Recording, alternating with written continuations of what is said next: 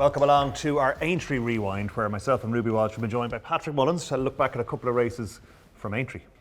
Patrick, the first one we're going to look at is Livelovelaugh 2021. Yeah, and this is a really important part of the race. Look, I'm only 2 or 3 lanes clear here. We wing beachers. Yeah. The 2 horses make a mistake. And just by the time I get around to Valentine's, the ground that my fella's made, because I'm in front, I'm choosing my own line, we've gone down wing beachers. A lot of horses after beachers don't jump Foynehaven, which is the smallest course, but I've jumped it great. Livelovelaugh, he's been on here before. We pull out here and cut the corner pretty well. Probably went a little bit wider than I needed to. If you have the room, why not? And this is the top. It's not the Grand National, it's the top. Topham, yeah. So cut that, go down and wing Valentine's, and suddenly I'm just a long way clear of the field. But he'd ran the year before in the Grand National, had ran a cracker, but hadn't stayed, which Ruby had been saying for a while, I think. I begged Willie for 3 years to run him in this race. I'd ridden him in a Leopardstown Chase. I rode him in the Paddy Power 1 year, even though I thought he'd no chance, because I knew he had the pace to be in the first 3 or 4 over the first couple of fences where Willie'd want you. We'd 7 or 8 runners, none of them had any chance. So I rode the fastest horse, so I'd be in the right position and we could give out to everybody else. And then I rode him in a Leopardstown Chase, and he hadn't quite caught actually the horse that I followed in the Irish National and Burrows Saint. Horse of Jesse's a great horse, but he was crying out for this trip, and he was on springs, wasn't he? He was such a good jumper, and that's why the national, the Topham course with so many jumps, a good jumper, you can just, and you can run keen because there's so many jumps. They get a breath every jump, isn't it? And you're like I don't know, jockeys are all mad, so you probably love riding over those fences, right? And then when you have a horse like him, just to watch it here, looks like this must have been one of your favourite ever. It was. Because there's always one in the Topham every year that does this, just gets in the rhythm, goes, and nothing catches it. And I've had a little look after jumping that. Harry Cobden's having tack problems with the left there, and I'm 15 lengths clear. I'm thinking, right. Have I gone too quick? Have I gone too soon? I don't want to give it away, but obviously I need to conserve. So I'm just sitting and just hoping, just getting his breath back. But I don't want to take him back. I don't want to give away what I've got. But I'm hoping I'm not going to. Do you ever look at the big screen, or Joe, is look behind it? If you can at all, every help. But he goes down to the second last here, and he makes the only mistake out of the whole race. And what I'm happy with is that I don't just panic and go for him. I sit back up, give myself a shoulder, but sit back up, keep taking the breather, get down over the last. And like we've given back all the lead we had, but we've got a breather first.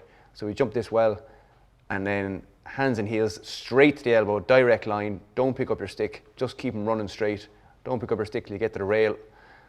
Keep going straight, and I'm just praying nothing appears. What was it John Oakes, he said, is it Nemesis at my, like the head of Nemesis at my knee or something like that, anyhow. But get to the elbow, and to ride a winner on the national course. I was second on Boxer George when I was 16 or 17 or something, and get up the line, and we're going so slowly in the last 100 yards, but we've done enough. And obviously no crowd because it's COVID times. No crowd, yeah. It takes away a bit, doesn't it? Like just. Sure, it didn't at the time, to be honest. No, I was just delighted. And we were wearing black armbands for, I think, Prince Philip had died. But we were staying out in a hotel, and we were bubbling. We were in a bubble of a hotel out in Haydock, and I just that's pure adrenaline. Just rock and roll, lock and load and jump. Couldn't have gone better. Like it's brilliant on a horse like him that has the pace and jumps. So you fly up over the first 2, out to the chair, water, round the corner.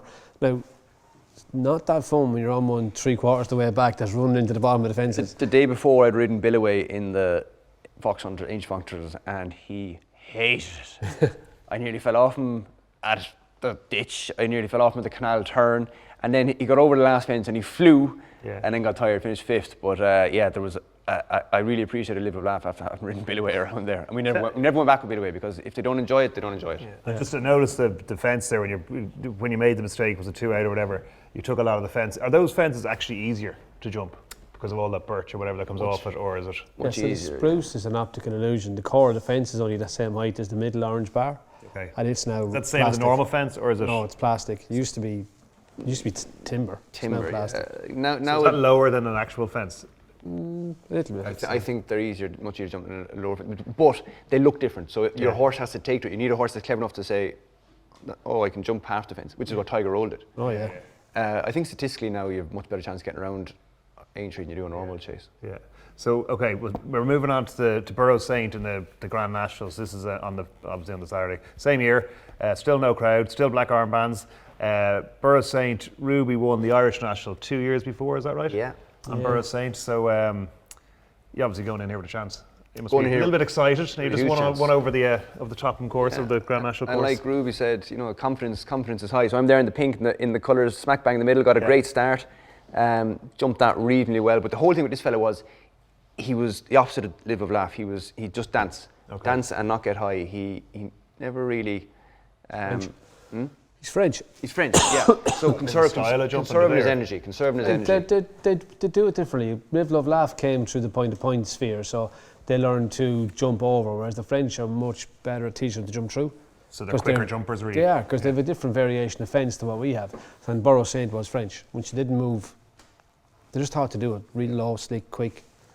He had pleasure to ride most of it. And it's a great feeling when you leave a horse alone and they just figure out, this tap, tap, tap.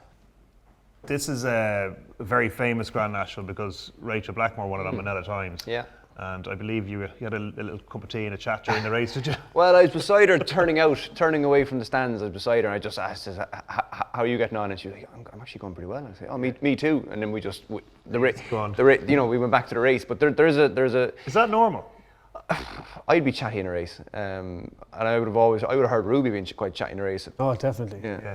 Well, you'd be trying to probably put people away and stuff. Yeah, of course you would. He'd be doing the same. You can do that too, yeah. You can, you'd be telling someone, here, that fella in front now is getting a bit of a lead, or you might say, geez, we're going way too fast here, or even talking to a non-talker. Yeah, just annoy them. Oh yeah. So, but I landed it back a second. You always hear about land the back of Beecher's second time, and I landed in front of the group. Samuel Cohen's way out in front. I can't remember what that was on. I remember thinking like, we could win. And with every jump, I'm thinking we could win. So it's myself and Rachel here. This is the third last. Rachel's just on my inside on Manila Times. Jet, is it in front? Jet. And here, look at the pull I'm taking here. I'm just thinking, I am going to win the national. Easily. I just don't want to get there too soon. And what I could have done here was kept Rachel, if I didn't mind, I would have kept Rachel in behind Jet. But I'm thinking, no, that's fine. She'll give me a lead. So she let her mosey out rather than keeping her tight, keeping her in behind Jet, and could have changed history there, yeah. But it suited me to try to get a lead. But now we turn in, we start, we see the second last, we kick up a half a gear, and suddenly, like I said when I wrote, it says in 5 tries, the dream went up in smoke. He didn't stay. His stamina was on fumes. And you knew, knew. By here, I'm beat. I know, even though I'm sitting because I'm just hoping. But no, he just doesn't stay. But it was, hopefully I get back to that position again. But it was great to be in it. That's what every jockey. Because it's so hard to win, aren't they? Not you won your first one, didn't you? Typical Ruby. Papillon, yeah. But it's funny when you look back at Burrows Saint. Like he went to the last in the Irish Grand National, doing a half speed, and was trotting at the winning post. He probably didn't stay there either, and he was much better handicapped and he got away with it. But it was a race to change history. But yeah, he looks and tired. I was just thinking, I was thinking, please finish fourth, because fourth you get back into the winners' enclosure. You don't go back into the long face parading. Yeah. But I could hear the commentary. I just heard the commentary saying, and history being made. And I said, oh, Rachel's won it. Yeah. So yeah, great to be part of the race, and it was great to get any such day a good now, spin. there you are. Yeah. But hopefully we'll get back there again.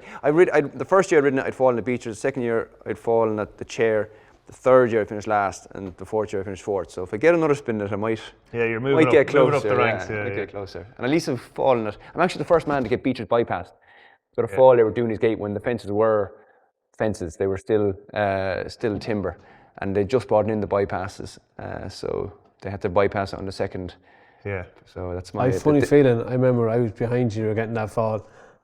I could have told you there, and I could have told the rest of the field we'd be passing Beecher's next time round. Really bad fall. Oh jeez. But yeah. When that happens in a race, you just have to get on with it. Like obviously you'd be very fond of Patrick, but if you saw him having taken a really bad fall, would you be looking back or checking, or you just get on I looked over, but I knew with the fall he got like that was going to be hurt. And when you come back around and you are bypass, you're thinking, oh, jeez, I hope he's all right, like type of thing. Yeah. And in 2 seconds you're back. You got to switch back on, like there's a fence or something, I suppose, it will cross your mind. It's a fleeting thought. It crosses your mind, exactly. Yeah. Okay, well listen, thank you very much for that, Patrick. Ruby, as always, thank you very much. Cheers, Paddy. And you at home, thanks for watching, and good luck in the Grand National.